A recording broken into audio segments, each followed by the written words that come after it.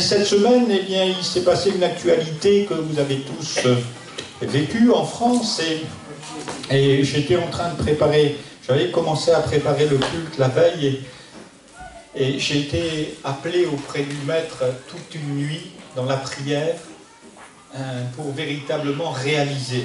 Alors quel temps nous sommes. Et en me tenant devant Dieu, j'ai été amené dans ce texte d'Ésaïe au chapitre 6, demandant à Dieu que partager avec vous. Vous savez que Dieu est le Dieu de la consolation. Et il est le consolateur de ceux qui le cherchent. Alléluia. Et c'est pour ça que cet après-midi, eh bien, il y aura une grande manifestation.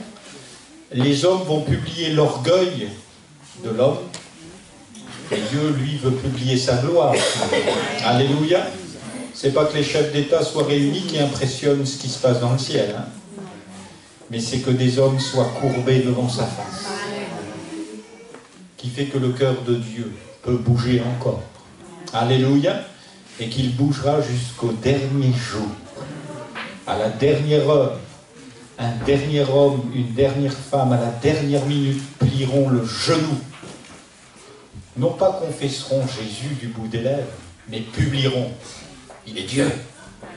Et ces gens-là seront sauvés. Alléluia. Quelle majesté, quelle puissance, quelle gloire. Et en voyant tout ce qui se passait, je me suis dit, mais pourquoi ces choses arrivent et pourquoi, dans quel moment nous sommes et je crois, en étudiant aussi le prophète Malachie cette semaine avec ceux et celles qui ont pu se joindre à nous, vendredi, on a vu à quel point, eh bien, l'amour a fait naufrage. Le culte a fait naufrage. Vous savez que dans bien des endroits, il y aura des cultes. Hein. Ce matin, il y a plein de gens qui auront un culte. À un Dieu. À un Jésus même. Mais lequel? Parce qu'il y a plein de Jésus. Mais il n'y en a qu'un qui sauve. Alléluia.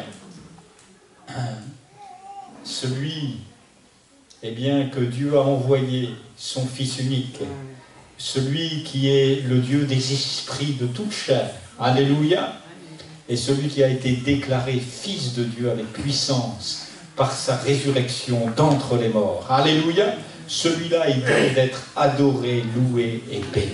Amen. Et nous sommes venus rendre un culte à ce Dieu vivant et vrai, à ce Dieu saint. Voulons ouvrir nos Bibles donc dans Ésaïe chapitre 6. Ésaïe chapitre 6, l'année de la mort du roi Osias, je vis le Seigneur assis sur un trône très élevé. Le bras de son vêtement remplissait le temple, des séraphins se tenaient au-dessus de lui. Ils avaient chacun 6 ailes, 2 dont ils se couvraient la face, 2 dont ils se couvraient les jambes, et 2 dont ils se servaient pour voler. Ils s'appelaient l'un l'autre et disaient « Saint, Saint, Saint est le Seigneur Dieu des armées. Toute la terre est remplie de sa gloire. Les soubassements des seuils frémissaient à la voix de celui qui appelait. Et la maison se remplit de fumée. Alors je dis, quel malheur pour moi, je suis perdu, car je suis un homme aux lèvres impures.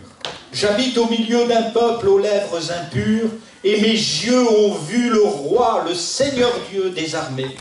Mais l'un des séraphins vola vers moi, tenant à la main une braise qu'il avait prise sur l'autel avec des pincettes. Il toucha ma bouche et dit, « Ceci a touché tes lèvres, ta faute est enlevée, ton péché est expié. » J'entendis le Seigneur qui disait, « Qui enverrai-je? Qui ira pour nous ?» Je répondis, « Je suis là, envoie-moi. » Il dit alors, « Va dire à ce peuple, écoutez toujours, mais vous ne comprendrez rien.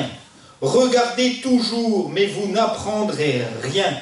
Engourdis le cœur de ce peuple, rends-le dur d'oreille et ferme-lui les yeux, de peur qu'il ne voie de ses yeux et qu'il n'entende de ses oreilles, que son cœur ne comprenne, qu'il ne revienne et ne soit guéri. » Je dis, « Jusqu'à quand, Seigneur ?»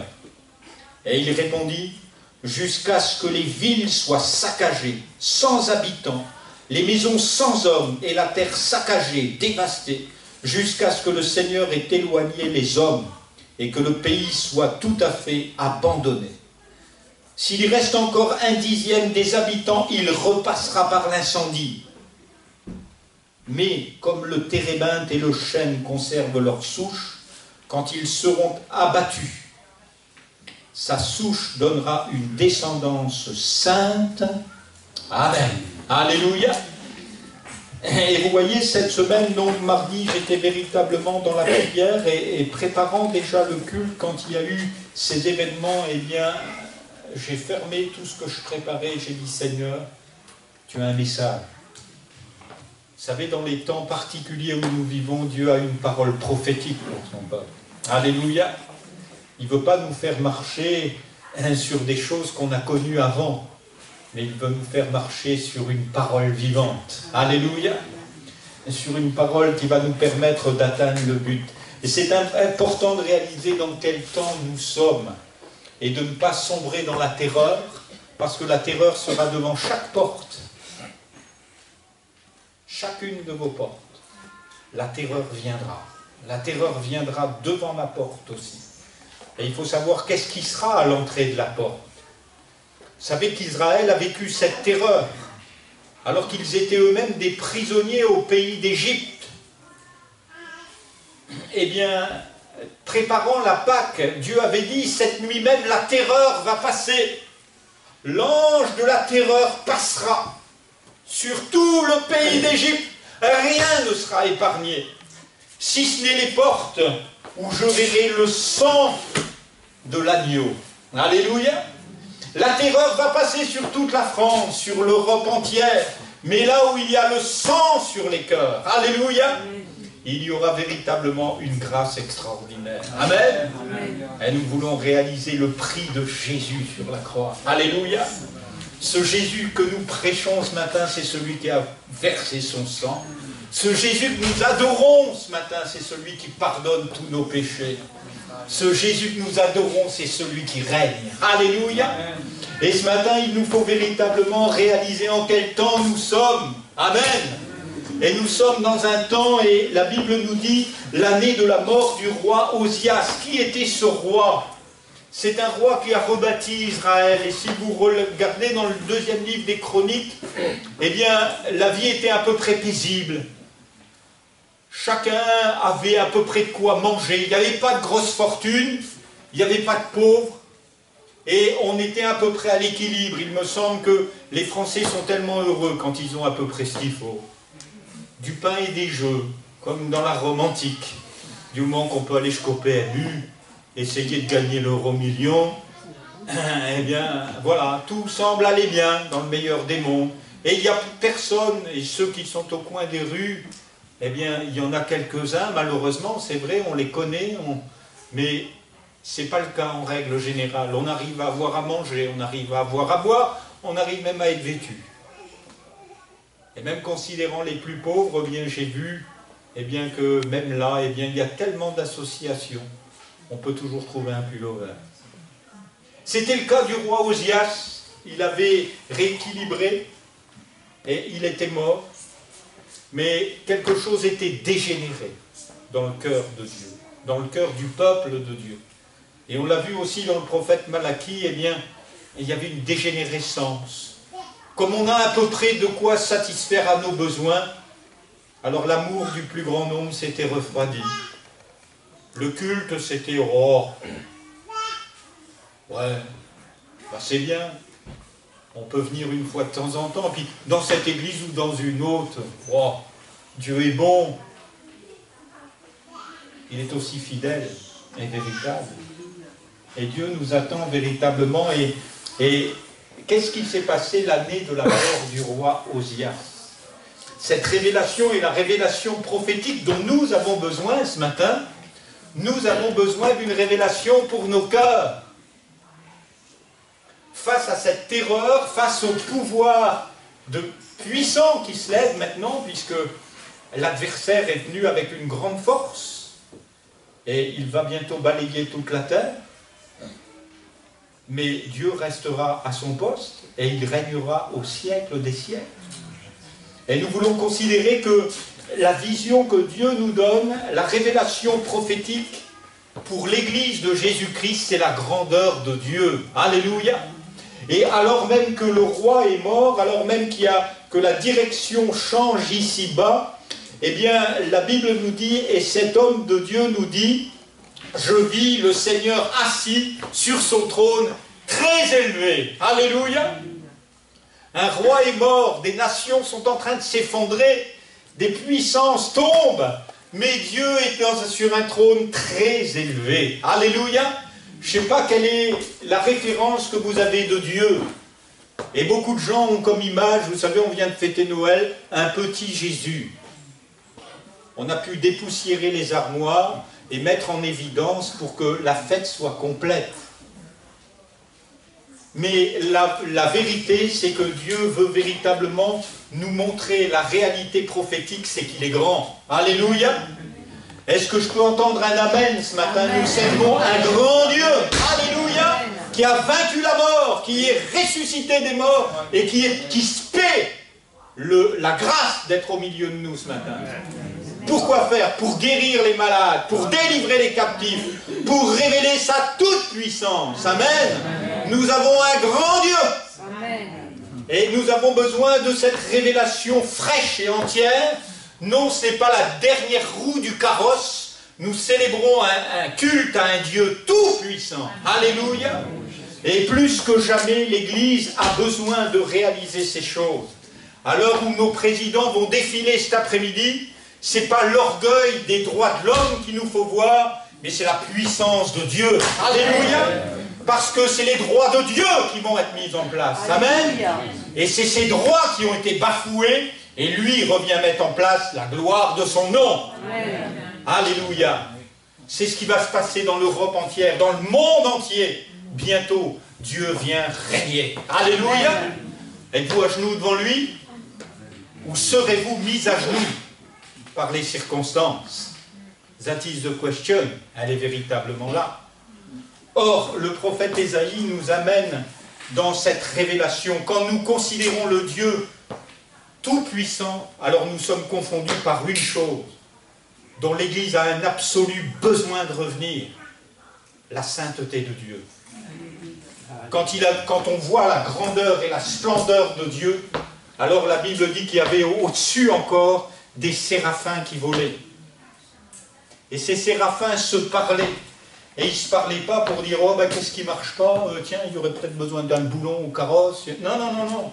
Ils ne se parlaient pas pour dire n'importe quoi. Et dans l'Église, on ne doit pas se parler pour parler n'importe quoi. On doit se contacter pour dire « Saint, Saint, Saint est le Seigneur. » Alléluia. Nous sommes ici pour parler de sa grandeur et de sa gloire. Alléluia. Ce qui ne marche pas, on peut lui apporter. Alléluia. Et nous avons besoin de réaliser que c'est le pan de sa robe qui pendait jusqu'au milieu du temple. Alléluia. Il n'y était même pas en personne, mais juste la robe, le pan de sa robe. Ça ne vous rappelle pas quelqu'un? Sur un chemin, un jour, petite femme, qui n'osait même pas rendre un culte à Dieu. Moi, je suis une femme qui perd du sang, pasteur. Ça fait des années que je suis dans un état. J'ai plus aucune force. Peut-être quelques-uns pourraient dire, mais moi, j'ose même plus élever la voix. J'ai plus de force. Et cette petite femme, elle avait une perte de sang depuis 12 ans. Elle avait dépensé tout son bien. Elle avait couru voir tous les médecins. On change d'église, on va de droite, de gauche, on essaie. Si je peux seulement toucher le bord de ton vêtement. Ah, Seigneur, si je réalisais ce matin qu'est-ce qu'il y a ici au milieu de nous. Alléluia. Si je puis seulement toucher le bord de ton vêtement, Seigneur, je serai guéri. Et la Bible nous explique la démarche, le culte véritable de cette femme. Il est là au fond de son cœur. Alors qu'il y a là tous des gens assemblés, dont le mobile est plus ou moins pur. Elle a dans son cœur un vrai culte. Elle dit, mais t'es tellement grand. Amen. Si je peux toucher le bord de ton vêtement, mais tu es tellement merveilleux. Alors si seulement tu me laisses toucher, je serai guéri. Et la Bible nous explique comment cette petite femme a poussé les autres. Humblement, elle n'osait même pas. Et puis elle a dû toucher du bout de sa main en disant, mais maintenant je vais mourir. Et à l'heure alors qu'elle s'attend à être foudroyée parce qu'elle commet un péché là. Une femme impure n'a pas le droit de toucher à la splendeur de Dieu. Elle est guérie. Alléluia! Vous n'avez pas envie de vivre un culte comme ça ce matin? Au lieu de rester dans vos lamentations, au lieu de dire ça ne marche pas, ça ne marchera jamais, nous avons besoin de voir que c'est Dieu qui règne. Alléluia! Il y a trop de gens qui glorifient le diable. Ah ouais, mais il est toujours là. Non, non, lui, il n'est pas toujours là. C'est Dieu qui est omniprésent. C'est Dieu qui est omnipotent. Lui, il est obligé de se reculer. Le mal est obligé de se reculer. La perte de sang de cette femme, elle a été obligée de s'enfuir. Alléluia! Parce que c'était le pan de la robe de Dieu qui était là. Alléluia! Il nous faut confesser la splendeur de Dieu, vivre un culte où nous confessons qu'il est tout-puissant. Amen. Bien sûr, nous avons des difficultés et le diable se plaît à nous mettre des difficultés. La mort du roi Osias, vous ne croyez pas que pour le prophète Ésaïe, ce n'était pas des difficultés? C'était difficile. Et on va voir comme c'est difficile de parler à un peuple qui ne veut rien recevoir. Mais Dieu nous prévient, ils ne vont pas recevoir. Ils ne peuvent pas avoir. Ils ne peuvent pas recevoir. Mais peu importe, il y a un boulot à faire. Il nous faut réaliser la grandeur, tout d'abord la sainteté de Dieu. Ésaïe est un homme qui vit dans sa génération et il a besoin, et je crois que nous vivons tous dans une génération complètement corrompue, pervers. Hier j'ai fait les courses avec ma femme et alors de la gloire du commerce. Voilà, ça marche les soldes, mais Dieu n'a rien à solder. Hein. Le ciel est ouvert ce matin. Il n'y a pas écrit reçu avec 70%. Hein. Moi, je vous dis qu'au ciel, on y entre 100%. Parce que c'est lui qui a ouvert la porte. Et Dieu, il dit, venez acheter chez moi, sans rien payer. Alors, ça, c'est pas des soldes, je m'y connais pas, moi. Mais c'est des soldes qui coûtent cher, mes amis. Ça coûte cher d'entrer dans ce magasin-là. Parce qu'on est obligé d'y entrer tout nu afin d'être revêtu. Ah ouais, il y en a qui veulent rentrer par la porte étroite, mais tout garder, ça marche pas.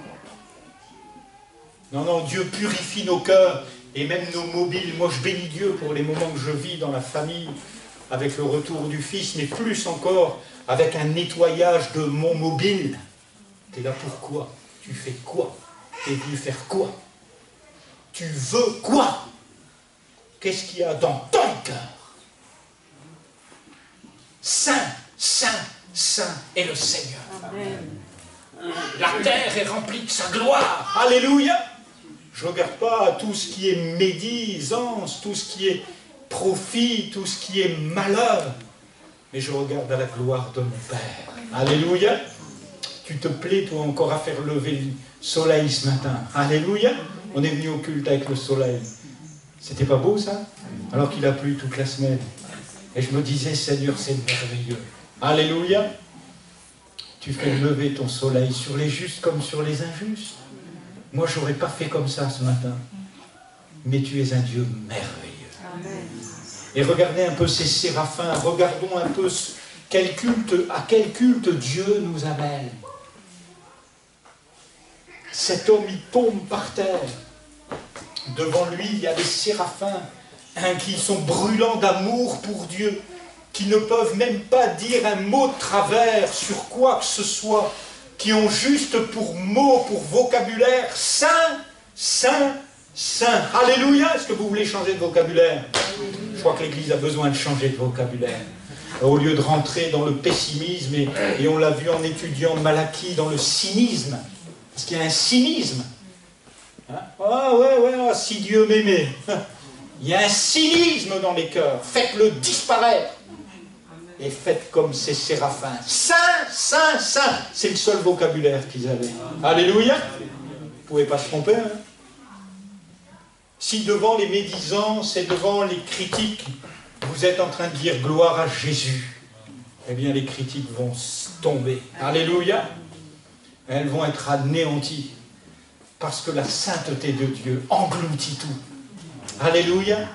c'est le seul feu qui engloutit le mal. Mettez une pomme pourrie dans un panier de pommes, elles pourrissent. Mais mettez une pomme pourrie dans la splendeur de Dieu, il en fait un pommier. C'est ce qu'il a fait. Un jour, il a demandé aux hommes d'Israël, parce qu'ils se chamaillaient, « Ah, nous, on veut tous devenir les pasteurs, les prêtres. On veut tous que ce soit notre tribu. » Alors Dieu a dit, « Ah, d'accord.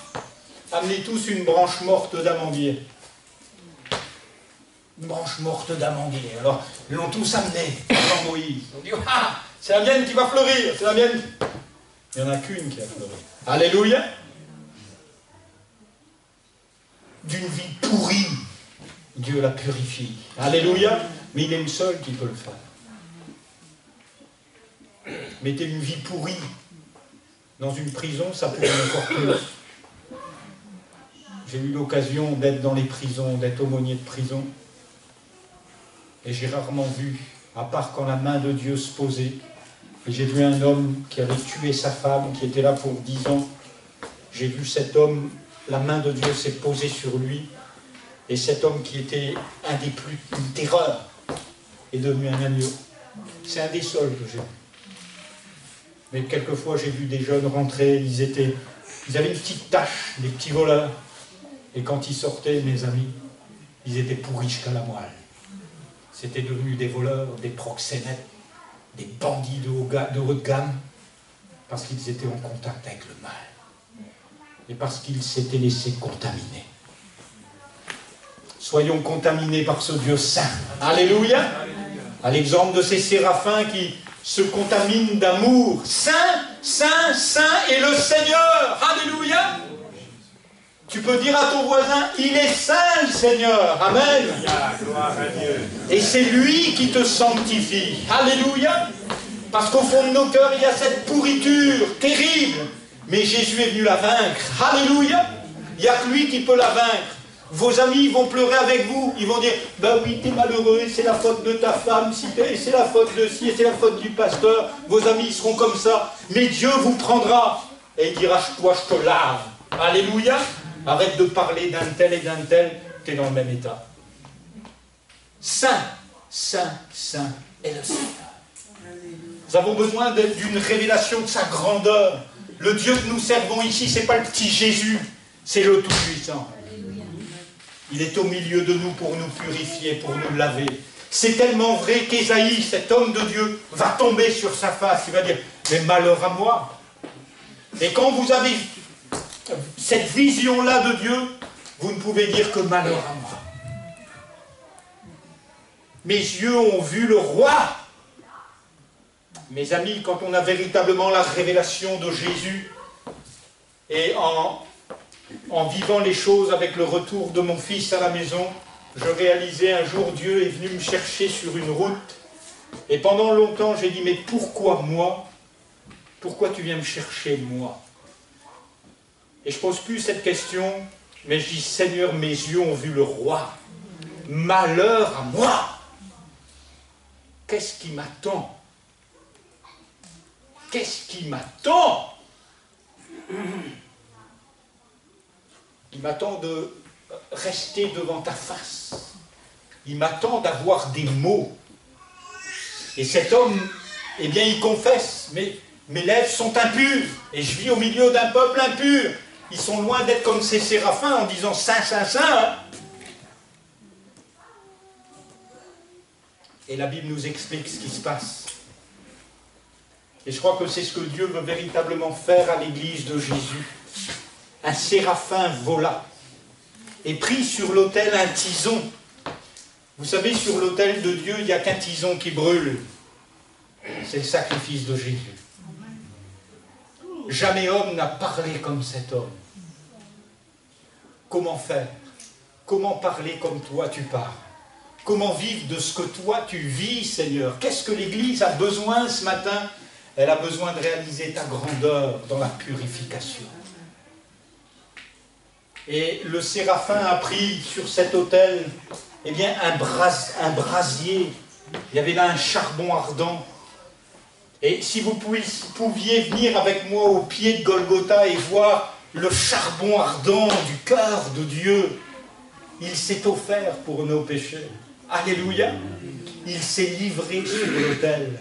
Le monde entier l'a vu et j'aimerais que chacun vous puissiez découvrir la puissance de l'amour de Dieu révélé au calvaire. Les bouches se ferment. La bouche du prophète est fermée. Qu'est-ce que je vais pouvoir dire? Mais elle est touchée. Alléluia. Embrasser le Fils. La Bible nous invite à embrasser le Fils. À quel moment, à ce moment-là? Oh Seigneur, tu es merveilleux, toi. Alors que tous t'ont abandonné, moi aussi, je reviens ce matin à la croix. Je reviens parce que j'ai besoin d'une touche de l'autel. Je le veux que tu sois purifié. Alléluia. Vous n'avez pas la force. Vous n'avez pas le pouvoir, la capacité de vous changer. Mais Dieu peut vous toucher. Alléluia. Parce qu'il est le Tout-Puissant. Alléluia. Dieu a le pouvoir de toucher les étoiles dans le ciel. Il a le pouvoir de faire changer leur course. Mais il a aussi le pouvoir de changer les cœurs. Alléluia. Quand un malheureux crie, l'Éternel l'entend et il le délivre. Alléluia. Réalisez sa splendeur, sa grandeur ce matin. Ésaïe, ses lèvres sont touchées. Amen. Est-ce que vous voulez que Dieu touche vos lèvres? Est-ce que vous voulez vous relever en disant, Seigneur, ce matin tu m'as parfaitement pardonné. Tu as vu tous les mots que j'ai pu dire. Et en préparant cette prédication, je me dis, mais j'ai jamais compté combien de prédications j'avais faites dans ma vie, mais il y a des semaines où j'en faisais 8 par semaine. Et il y a des moments où j'ai prêché le matin, le soir, et je me dis, Seigneur, que de paroles vaines. J'aimerais tellement que tu touches mes lèvres. Alléluia. Ésaïe, alors que le roi Osias est mort, c'est le début de son ministère, en fait. Et alors qu'une société s'effondre, il y a quelque chose qui doit débuter dans nos vies. Alléluia. Et ça ne peut débuter qu'en réalisant la grandeur de celui qui nous appelle. Alléluia. Et la capacité qu'il a de nous purifier de tout péché. Vous avez fait des erreurs? Grégoire en a fait. Et je lui ai dit, quand tu fais une bêtise devant tous, il faut demander pardon à tous. C'est la seule manière d'être relevé. Confessez vos péchés les uns aux autres. Seigneur, ma bouche est impure. Est-ce que vous croyez qu'il avait besoin de le dire, Ésaïe? Mais tout le monde le savait. Est-ce que j'ai besoin de vous le dire, que quelquefois je vous fatigue, mais vous le savez? Purifie mes lèvres. Alléluia. Et quelquefois on fatigue nos maris, mesdames. Hein? On leur a répété 100 fois, ils ne comprennent rien. Et quelquefois, messieurs, on fatigue nos femmes. Mais je lui ai dit 1000 fois, pasteur, c'est vraiment pas la femme dont j'avais besoin. Oh, si tu lui as dit 1000 fois, c'est vraiment elle que tu as besoin. Tu vas voir au 10 000e fois. C'est important de réaliser, touche mes lèvres. Donne-moi les paroles de la vie. L'Église a besoin de réaliser la grandeur de Dieu, vous êtes d'accord? L'Église, et chacun de nous, quand je parle de l'Église, je parle de nos cœurs, nous avons besoin de réaliser l'appel de Dieu. Réalisons que Dieu s'adresse. J'entendis le Seigneur qui disait, « Qui enverrai-je? Qui ira pour nous ?» Ça ne concerne que les pasteurs. Je suis désolé, vous avez une famille, vous avez une maison, vous avez vos enfants, vous en serez responsable. Vous en êtes responsable. Dieu vous les a donnés afin que vous les ameniez à quoi? À devenir ingénieur, avocat ou balayeur, peu importe, mais que vous puissiez les amener jusqu'au ciel. Alléluia. C'est important de réaliser l'appel de Dieu. Qui enverrai-je? Qui marchera pour nous? Alléluia. Dieu est en train de montrer qu'il est le Père, le Fils et l'Esprit. Il y a bien des lieux de culte où justement on adore un Dieu qui n'est pas esprit. Mais nous bénissons Dieu de ce que le Saint-Esprit est à l'œuvre. Pour que nous saisissions sur l'autel la guérison de nos bouches, et pour que nous saisissions dans nos cœurs l'appel de Dieu. Qui enverrai-je? Qui ira pour nous? Je répondis. Et quand on est devant la grandeur de Dieu, hein, devant un si grand patron, qu'est-ce qu'on peut dire? Envoie-moi. Alléluia. C'est ce que dit le prophète Ésaïe. Envoie-moi, j'irai. Et alors on a souvent l'impression, et quand j'étais jeune pasteur, je me suis dit, Seigneur, j'ai répondu à ton appel. Alors j'avais cette vision des actes des apôtres, je vais me lever, j'irai prêcher sur les places publiques. Il y a des milliers qui vont venir. J'ai vu quelquefois des centaines de gens, des réunions. Mais Dieu dit, ils entendent, mais ils n'écoutent rien. Ils voient, et ils sont aveugles.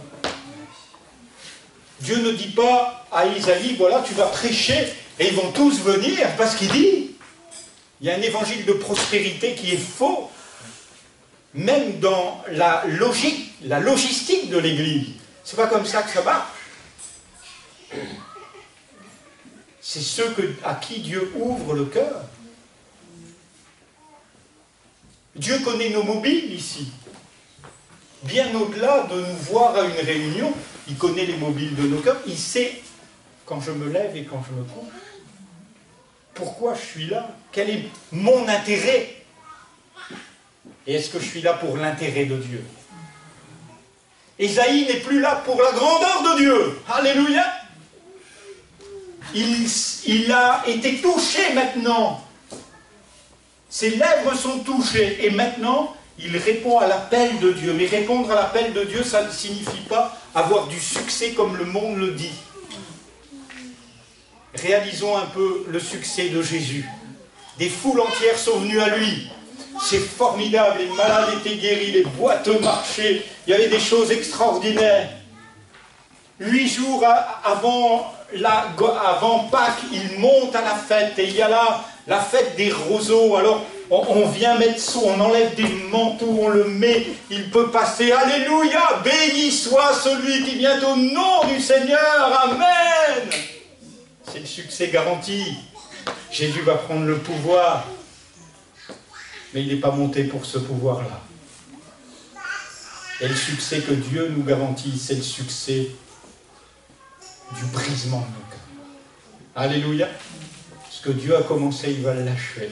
Amen. J'ai une bonne nouvelle pour toi. Tu peux dire à ton voisin, ce que Dieu a commencé dans ton cœur, il va le finir. Alléluia.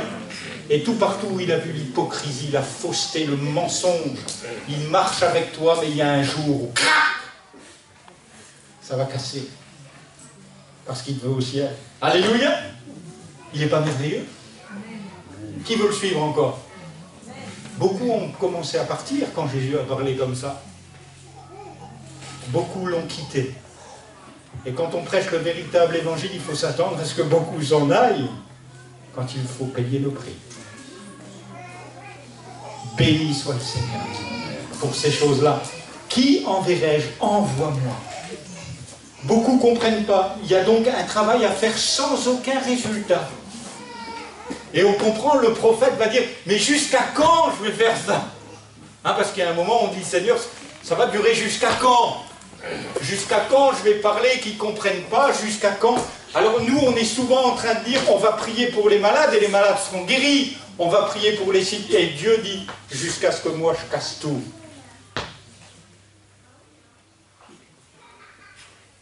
Il faut demander pour que la volonté de Dieu se fasse sur la France.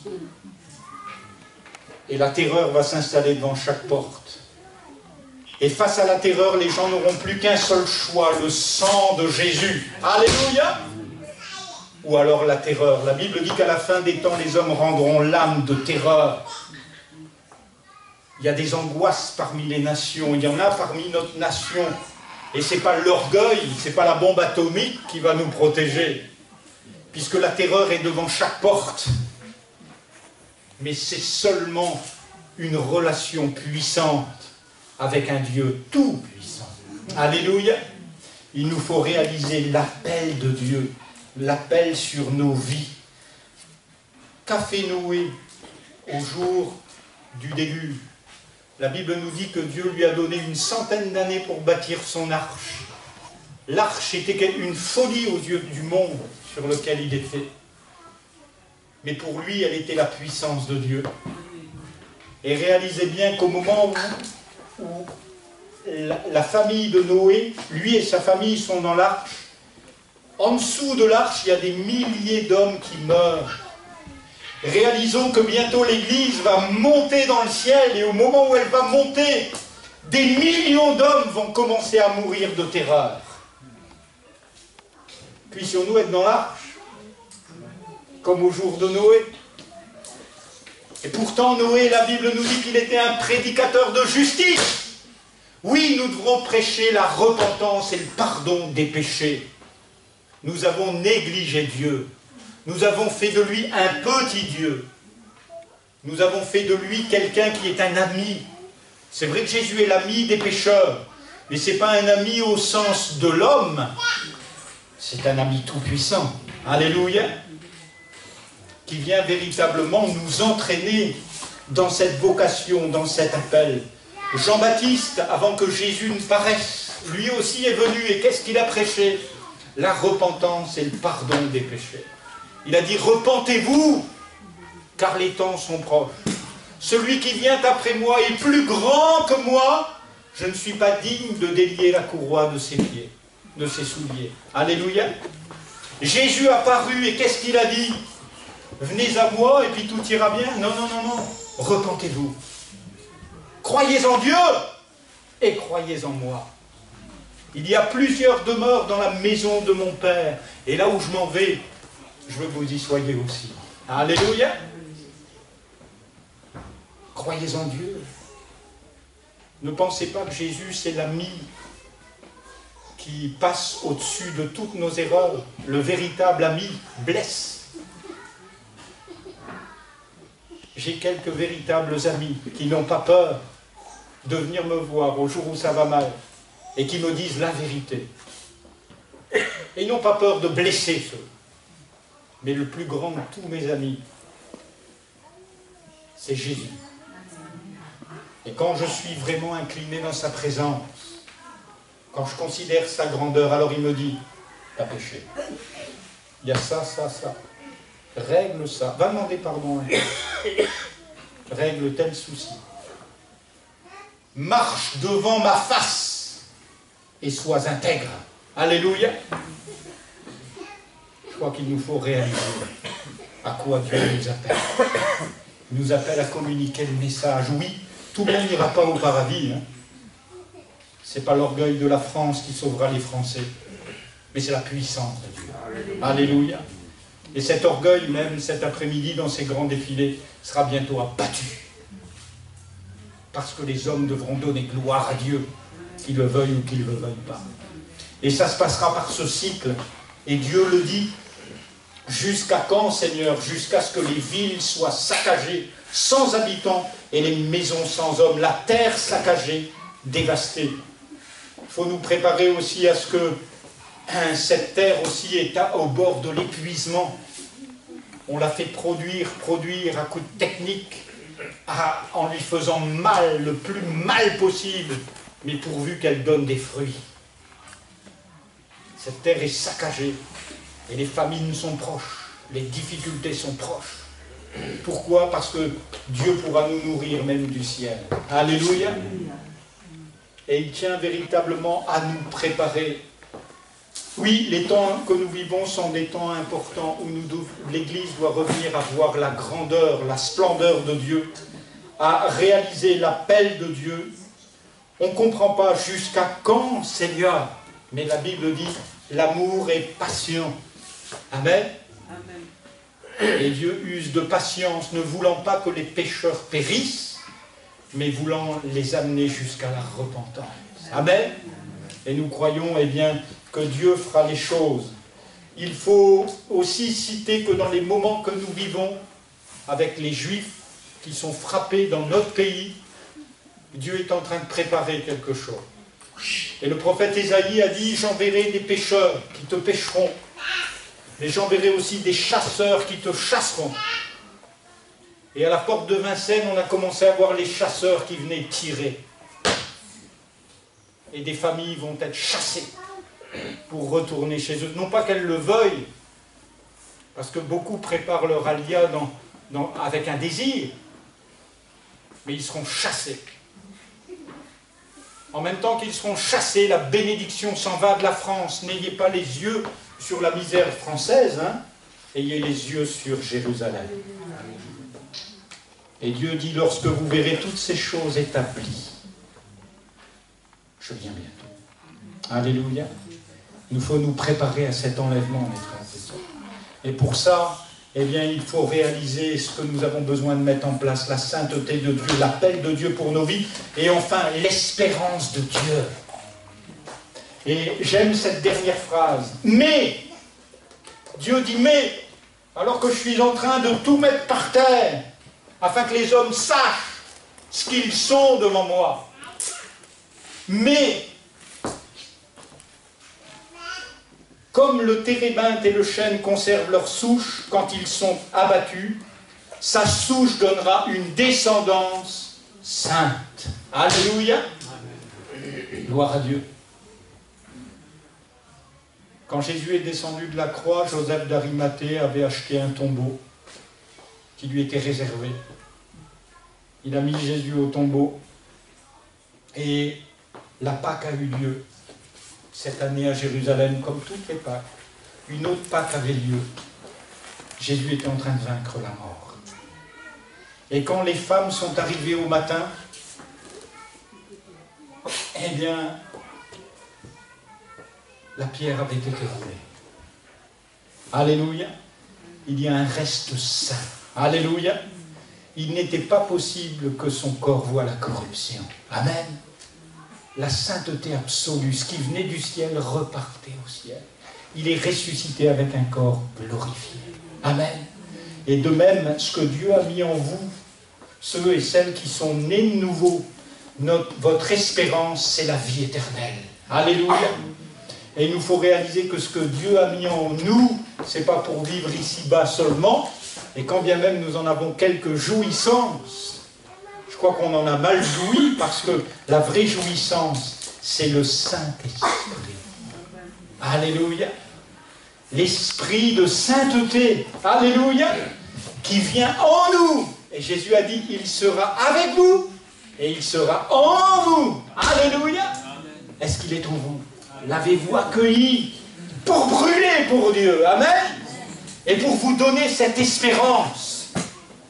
Abraham a brûlé pour Dieu.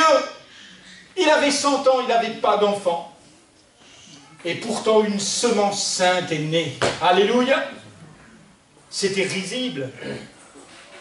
Isaac, c'était vraiment risible.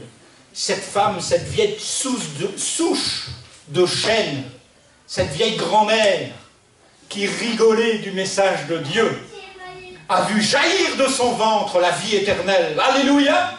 Elle a vu jaillir de son ventre Israël. Amen. Êtes-vous prêts à le voir jaillir? Il est ressuscité. Amen. Et je crois qu'il nous faut réaliser l'espérance de Dieu. Oui, quand les chênes sont abattus, quand les souches sont en terre, Dieu fait renaître. Alléluia. Moi, j'ai vraiment une grande confiance pour l'église de Vannes-Séné. Alléluia. Je crois que quand tout est abattu, Dieu le permet, parce qu'il y a tellement de choses mortes, mais que dedans, il y a la souche divine. C'est la parole de Dieu. Alléluia. Et vous pouvez abattre toutes les communautés que vous voulez. Le diable peut venir diviser, détruire, ruiner. La souche est ressuscitée. Alléluia. On en fait des manipulations génétiques maintenant. Il me semble qu'il y a bien du bricolage. On essaie de faire une unité. Mais il y a la puissance du Saint-Esprit qui, elle, donne la sainteté. Alléluia. Et qui la fournit en abondance. L'espérance de Dieu. Peut-être vous êtes comme ces souches abattues en terre. Vous dites, pour moi c'est dur, pasteur. Rassurez-vous, je viens de passer par un moment, c'était tout par terre. Mais quand la vie est dedans, elle ressuscite. Toujours. L'amour, c'est plus fort que tout. tout passera. La foi, l'espérance, mais une chose demeure à jamais, c'est l'amour. Alléluia. On va s'incliner devant la majesté de Dieu. Vous avez peut-être besoin, comme Ésaïe le prophète, de voir que Dieu est grand. Vous le mettez peut-être au rang du dimanche matin, mais Dieu voudrait être le premier dans votre vie. Alléluia. Vous le mettez peut-être au rang d'une religion, mais Dieu n'est pas un religieux. Il est esprit. Il est l'esprit tout-puissant. Il est ce Big Bang de l'univers. Hein. Il est celui dont la parole crée. Alléluia, un cœur nouveau. Alors peut-être vous avez un Dieu religieux. Moi j'ai un Dieu tout-puissant. Si vous le voulez, venez le chercher ce matin. Je ne fais pas un appel, venez chercher. Ésaïe est venu chercher. Et Dieu lui a demandé, mais qui enverra? Et elle a dit, ben moi je veux. Puisque tu me donnes cette bouche nouvelle, je veux publier aux hommes qu'ils ont à se repentir. À ma famille, peut-être qu'ils ont à changer de direction. C'est bien d'avoir un bon boulot, mais si on finit en enfer. C'est bien d'avoir une bonne moralité, mais aucune moralité nous sauvera. Les musulmans ont une bonne moralité. C'est pas ce qui va les sauver. Ils ont besoin du nom de Jésus. Alléluia. Et il y a des musulmans qui se lèvent pour prêcher à des musulmans. Alléluia. Et leur dire qu'il y en a un qui est ressuscité, c'est Jésus. Alléluia. Aucune religion sauvera les hommes. Mais la puissance de Dieu est capable de le faire. D'ailleurs, un homme est venu voir Jésus et il a dit, mais personne ne peut être sauvé.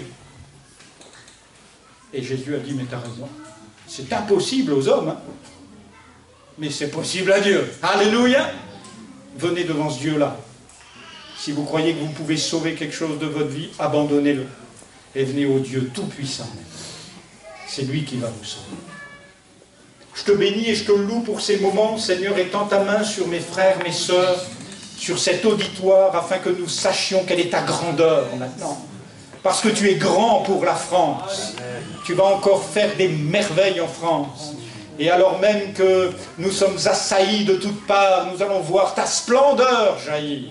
Je te bénis pour cet auditoire, mes frères et sœurs qui sont là. Je te loue pour ta parole, qui change les vies et les cœurs. Je te bénis parce que tu es ressuscité, c'est mon espérance. C'est d'aller au ciel. Merci Jésus. Que ton nom soit glorifié. Amen. Vous avez besoin d'une nouvelle vision de Dieu. Approchez-vous.